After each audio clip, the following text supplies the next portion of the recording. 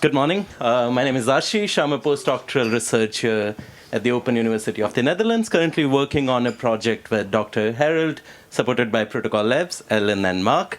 Uh, the goal of this project is to sort of give you an academic take on carbon emission and electricity consumption of Bitcoin and other cryptocurrencies.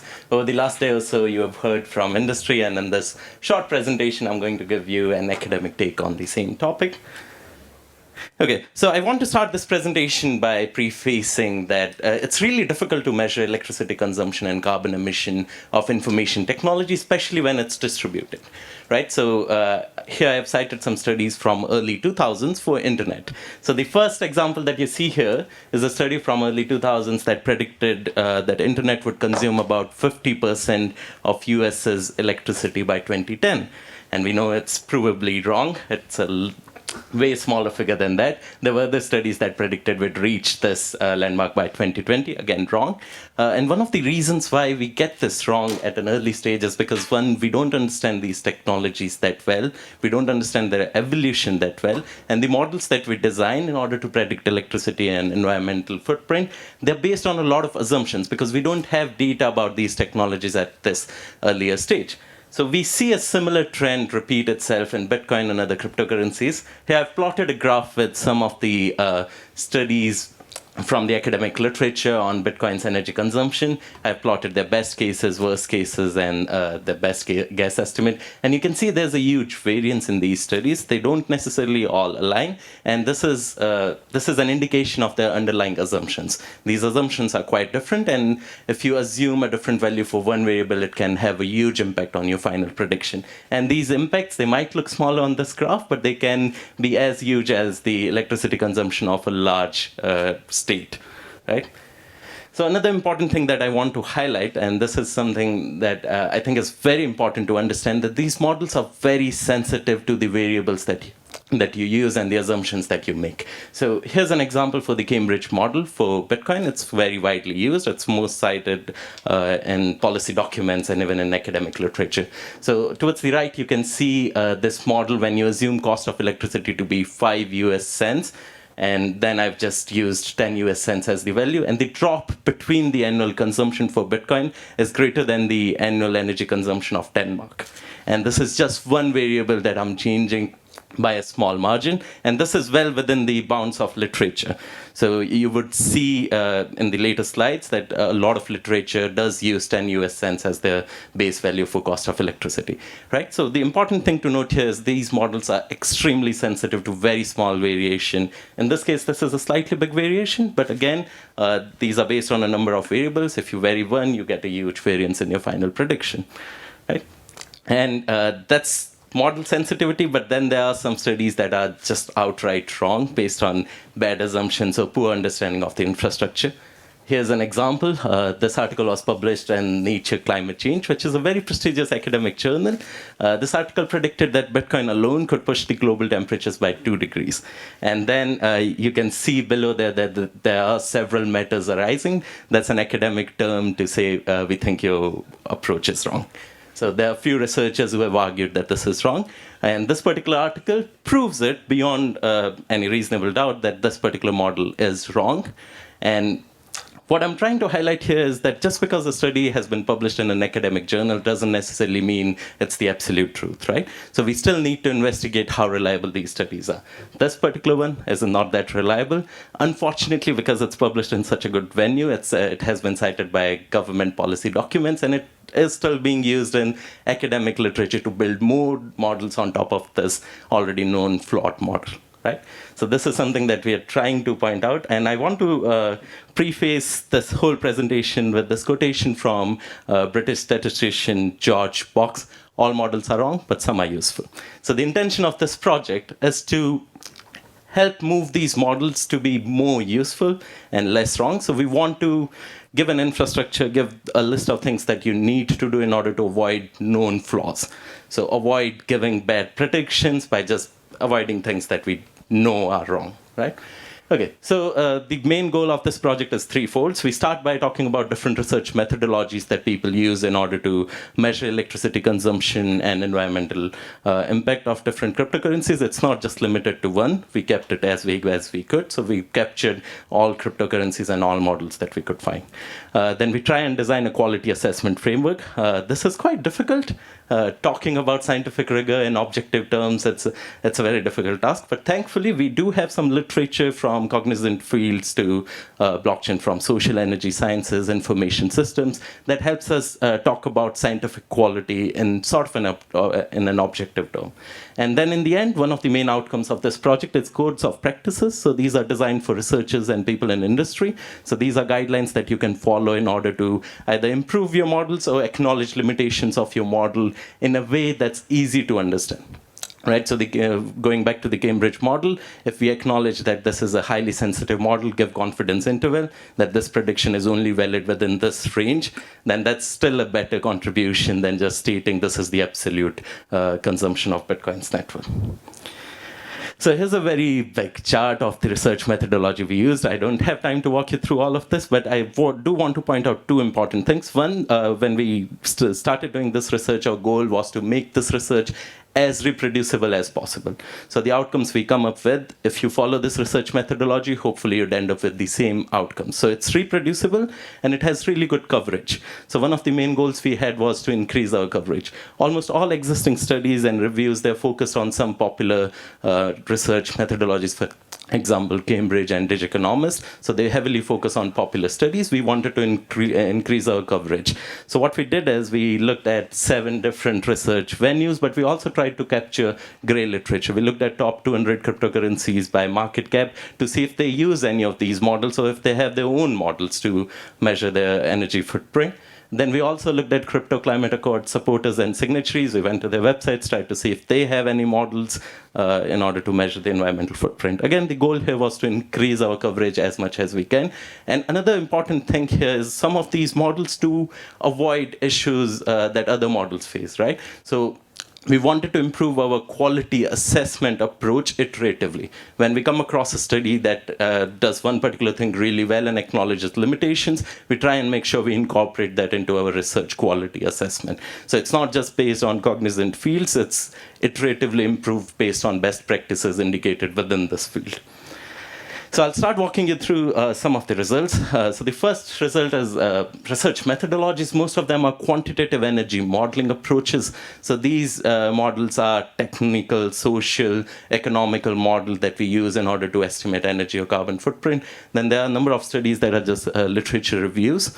They give you a brief narrative overview of the field. They can tell you if there's a consensus in terms of electricity consumption. There were some simpler models like data analysis and statistics. So these are very simple models. You take one transaction, multiply it with a cost of electricity for that one transaction and scale it up. And then there were a few case studies and few qualitative research. In order to, like I said, in order to define scientific rigor, it's a non-trivial task. We build on existing knowledge. So most of the scientific rigor indicators, we have adopted them from social energy sciences, the first article, but we have also grounded it in blockchain-specific literature. There are a few recommendations on how should you design these models. So these are 2 of the main articles, but again, it's iteratively refined as we review the literature. In the end, we ended up reviewing about 128 articles. We reviewed them in depth, and all of these quality indicators that you see are a result of existing literature in our own survey. So we start with basic research design, and this mostly just applies to academic literature. We don't apply this framework to non-academic literature. But then you have specific research methodology categories and specific checks for each of these. So these are scientific rigor indicator for each of them. So I'm going to give you a very brief overview of basic research. So I think a few important things to highlight in this slide. Application of theory. So a lot of studies within this field, about 74%, are not based on existing research. So a lot of research in this field is done in different silos, and they build on their own knowledge, and they don't cite other works.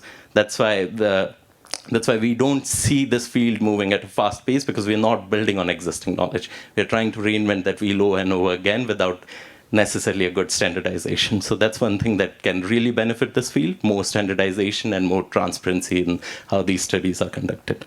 And then about 34% of these studies we reviewed did not have a research design section. So if I wanted to replicate these studies, I just couldn't do it because there's not enough information for me to reproduce it. And again, keep in mind, they're claiming that Bitcoin and other cryptocurrencies consume a huge portion of electricity without necessarily giving us tools to validate their approach. And a lot of them don't share their source code, they don't share the data. And in terms of source code, most of these studies are based on Excel sheets that you can just have a look at and see their calculation. If they don't share it, there's no way for me to independently validate their finding. Right, so that's another thing that's a big issue. And I think the most severe of these issues is the reliability of underlying data. A lot of these studies, they take data from gray literature without acknowledging potential validity issues in that. Right, so in scientific studies, we have an expectation that if you use the data that is going to influence your prediction, you tell us how reliable that data is. And that's something that's completely missing. About 80% of these studies do not acknowledge issues in the underlying data. So you could use flawed data and give flawed prediction. So no matter how rigorous your model is, if your data is flawed, you're not going to get good results out of it. And these are broad categories in terms of issues in quantitative energy modeling. So for the rest of this presentation, I'm only going to focus on quantitative energy modeling due to time constraints, but this is the most widely used form. So we have some technical issues in terms of hardware distribution. This particularly applies to Bitcoin. So it's quite important for us to understand which type of hardware constitutes to how much of the network. So a very simplified example is you could perform a computation using 10 Raspberry Pi or a very powerful computer, right? And the energy footprint of both of them is quite different. So we need to understand the distribution of hardware used in order to generate the hashing power that Bitcoin does. Again, this applies to other proof-of-work-based cryptocurrencies too. And we don't have very transparent or clear data on hardware distribution. So that's something that you'd see a lot of these studies have flaws in. They make a lot of assumptions that are not clearly backed by empirical data. Then we have some issues in agreement over cost of electricity. It varies a lot. I have a graph coming up in a bit. Then geographic distribution, that's also quite difficult. And it's a very important factor when you look at carbon emissions.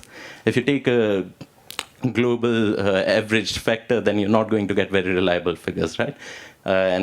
So geographic distribution is quite important.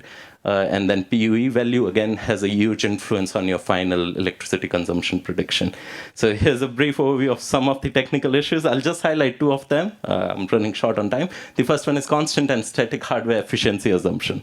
So a few of these studies, they just assume that hardware efficiency is going to remain same for a long period of time. The Mora study that I highlighted earlier, they assume that hardware efficiency is going to stay static for the next 100 years. So their prediction boomed a lot because of this assumption. And if you look at the actual data set, in their simulation, the miners, they lost millions of US dollars just because they were using such an inefficient piece of hardware.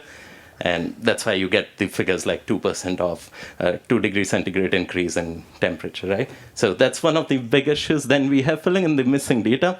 Now, this is a big issue with this field. We don't have reliable data, right? So if we want to design models, we have to make some assumptions. But when we make assumptions, and especially when it comes to filling in the missing data, it needs to be backed by some sort of evidence that we can consider reliable. A lot of these studies, they just fill in missing data using a random distribution or a static distribution. Again, that might make it such that the older hardware that's less efficient is still being used in these models, when in reality we don't use that particular hardware anymore, ballooning your final prediction. In terms of cost of electricity, like I said, there's a huge variance, and you can see in this chart it ranges from 0.025 up until 0.14. And a lot of these studies, they use cost of electricity but don't explicitly state the value. So it's really difficult, again, for me to independently verify what the model's actual prediction is. Some of them use variable cost based on geographic distribution, but again, keep in mind, geographic distribution is really difficult to obtain reliably, so that's also an issue. And in this, there's a trend, I think in 0.05, so that's 5 US cents. You can see starting 2019, there's an increasing trend that people use this particular value, and I would personally attribute this to the Cambridge model. So people started assuming that 5 US cent is reliable because the Cambridge model uses that value. And within the Cambridge model, they state it's based on expert interviews. You don't have access to the transcript of those expert interviews. You don't know who those experts are, right? So I'm not entirely sure how reliable the value of 5 US cent is. And similarly, we have issues in terms of geographic location. A lot of these studies just use mining pool server location. So I can be present in Asia, I can sign up for a mining pool in Europe without necessarily impacting my profitability, but these studies would assume that I'm located in Europe. And that, again, influences their final results. And another big issue is, for Bitcoin, we have somewhat of a good idea of about 34% of the network, how it's geographically distributed, based on a data set from Cambridge. So people try and use this 34% data set and apply it to the whole network. They stretch 34% up to 100%. And basic statistics tell you you cannot do that.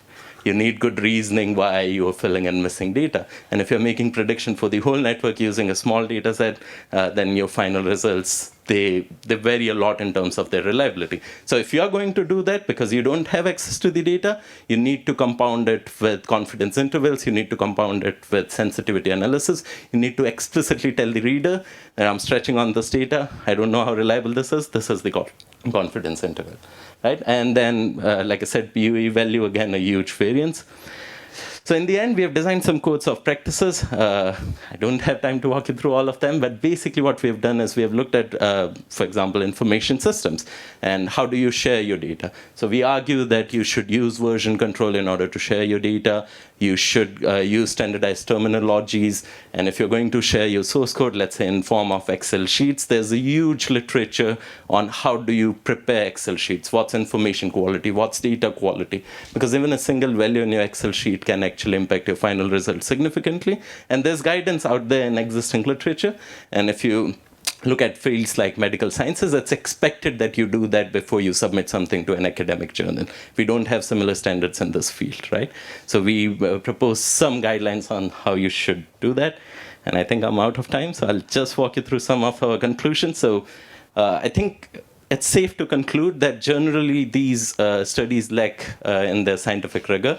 And we caution anybody who's going to base policy decisions on these to use these as guesses rather than accurate estimations. And there's already quite a bit guidance on how we can improve this, especially from Kumi. And our suggestions align with him. We need more real-world data before we can actually make more progress here. Designing more models based on more assumptions isn't really going to help anybody in terms of improving accuracy of these models. We do need to collect more reliable data. And then we need more standardization in this field. And the last suggestion, and I think that's something that's probably most actionable for us at this point, if we do not get more data, which might be a possibility, it's quite difficult to get reliable data sets.